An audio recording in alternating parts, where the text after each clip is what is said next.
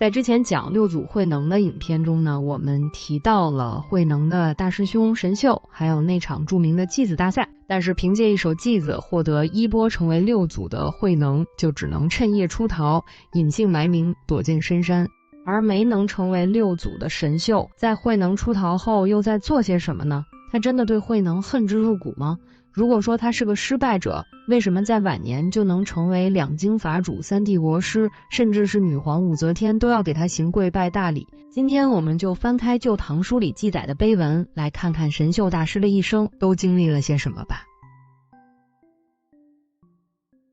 隋朝末年，隋煬帝對外頻繁地發動戰爭，對內又是大興土木，這繁重的兵役和徭役就導致老百姓們的日子是苦不堪言。神秀就出生在這個亂世裡，他俗家姓李，魏氏人，也就是現在的河南開封的魏氏縣。他小時候就飽讀詩書，非常的好學，性格也特別好，不吵不鬧的，特別懂事兒。但是在他13歲的那年，當時的中原地區爆發了非常嚴重的饑荒和瘟疫，老百姓既沒吃的，也沒有好的醫療，可以說是餓殍遍野。神秀為了活命，就不得不去官府放糧的那個地方討口吃的。但是就在這個領救濟糧的隊伍裡，他遇到了一位高僧，後人並不知道高僧對神秀說了什麼，也許是給了他一些吃的，也許是跟他講了一些佛法。總之，就在這一面之緣後，神秀就決定要出家。可是他出家可不只是剃個頭，找個廟混口飯吃，而是經歷了一場長達30多年的遊學。他先是去了浙江一帶，後來呢又去了福建，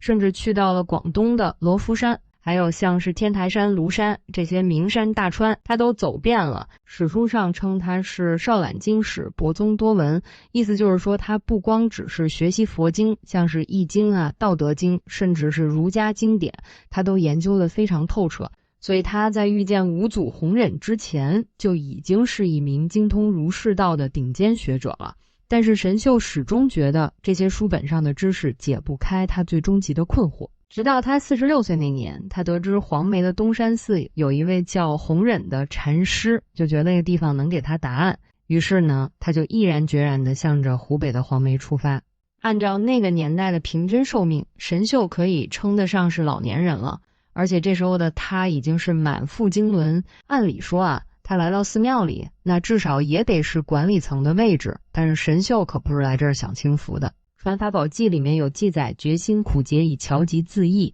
而求其道，意思就是他下定決心以吃苦來磨練氣節，比如說幹一些砍柴、挑水這樣的粗活來尋求真正的大道。而這一幹就是整整的6年。在這6年的時間裡，不論是嚴寒還是酷暑，刮風還是下雨，神秀是一點怨言也沒有。弘忍大師也是看在眼裡，然後有一天弘忍就對神秀說，東山之法盡在秀矣，意思就是我這東山寺裡所有的佛法神秀全都學到了精髓。從此以後，神秀就成為了東山寺的教授師，也就成為了五祖最器重的大弟子。但是就在神秀以為自己會接過衣钵，將東山法門發揚光大的時候，24歲的慧能就來到了東山寺，之後就發生了那件著名的祭子比賽的事兒。弘忍大師決定選出禪宗的繼承人，就讓弟子們每人都寫一首偈子，然後在一個深夜裡，神秀就在牆上留下了他的偈子：身是菩提樹，心如明鏡台，時時勤拂拭，莫使惹塵埃。弘忍大師看過之後也是大加讚賞，就號召弟子們都要念。但是慧能在這首偈子的基礎上有了不一樣的感悟，他就寫出了那首更加著名的偈子：菩提本無樹，明鏡亦非台，本來無一物，何處惹塵埃。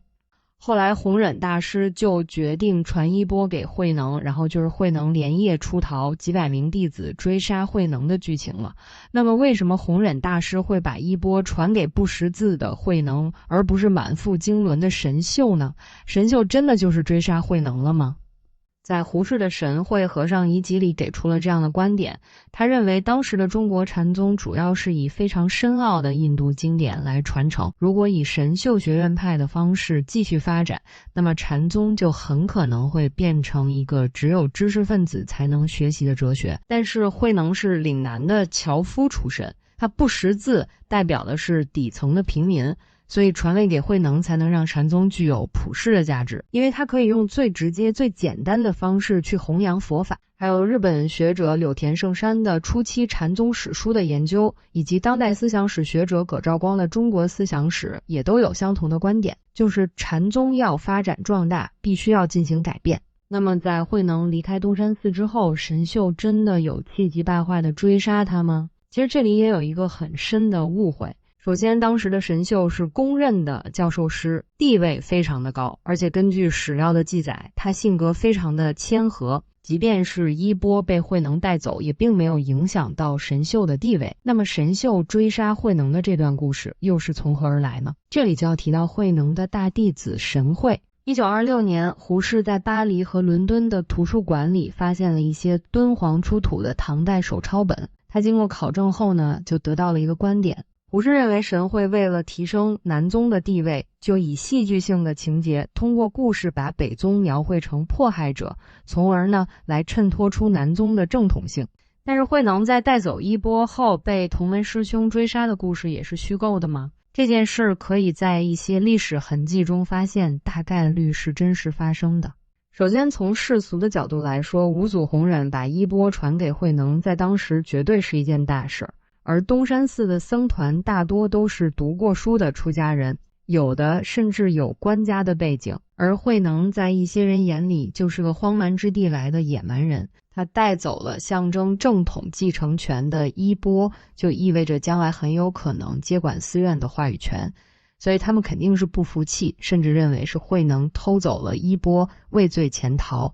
而五祖弘忍擔心慧能會受到傷害，所以才讓他連夜離開寺院。還有就是，如果慧能沒有受到威脅，那麼他拿到衣钵後，完全可以光明正大的回到廣東開宗立派，也不會隱姓埋名的躲了10幾年。這也就能證明有一些人正在尋找，或者可以說是正在追捕他。但是如果沒有慧能的大弟子神會渲染的這段劇情，慧能也可能只是歷史上一名默默無聞的嶺南僧人，而不是今天的禪宗六祖。所以歷史總是充滿了矛盾。繼續講回神秀的故事，在慧能離開東山寺之後，神秀又會有哪些經歷呢？在《楞伽師字記》裡記載，神秀流着淚告別師父，然後離開寺院，去到了更隱秘的地方。神秀為什麼要哭着離開呢？有的說法是五祖圓寂後神秀淚別師父，也有的說是因為他看到僧團追捕慧能，同門離散，而選擇了退出權力的爭奪，離開東山寺。後來在神秀60歲左右的時候，他來到了當陽山的玉泉寺。據說當時的玉泉寺附近有一個非常恐怖的地方，在寺廟的東邊有一座孤峰，孤峰上有一棵梨樹，是當地老百姓祭祀鬼神的地方。更可怕的是，這地方還有老虎、野狼和扎堆的毒蛇，當地人根本不敢靠近，但是神秀卻不在乎，他就在這棵梨樹下面搭了個草棚子，就這麼住下了。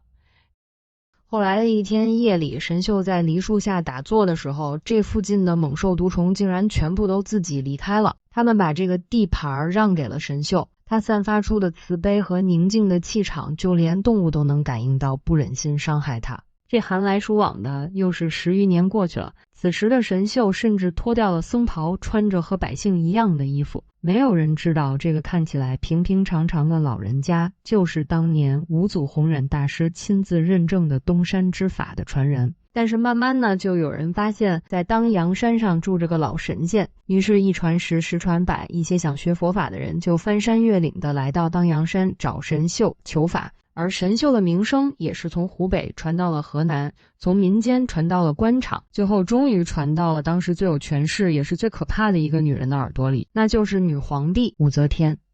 時間來到了9世元年，也就是公元700年，女皇武則天用最高的禮儀把神秀請進了洛陽城。據說當時洛陽城的大街小巷都擠滿了拿着鮮花的和尚和百姓，而女皇武則天也特許神秀监獄入宮，就是神秀不用下轿子，直接被抬进皇宮裡。但這還不算完，年近100歲的神秀從轿子上下來的時候，女皇武則天更是不顧皇室的威嚴，直接跪在了神秀面前，恭恭敬敬地給這位大德高僧磕了一個頭。這一跪也奠定了神秀的歷史地位。後來有一次，武則天問神秀：“您這一脈的佛法，除了您，還有誰得到了真傳？”而神秀幾乎沒有任何猶豫地說：“真正的法脈在廣東，在慧能那裡。當年我的師父弘忍大師把衣缽傳給了他，您應該把他請過來。”公元706年的2月28日，神秀大師在洛陽的天宮寺圓寂，臨終前，神秀給弟子們留下3個字：取屈直，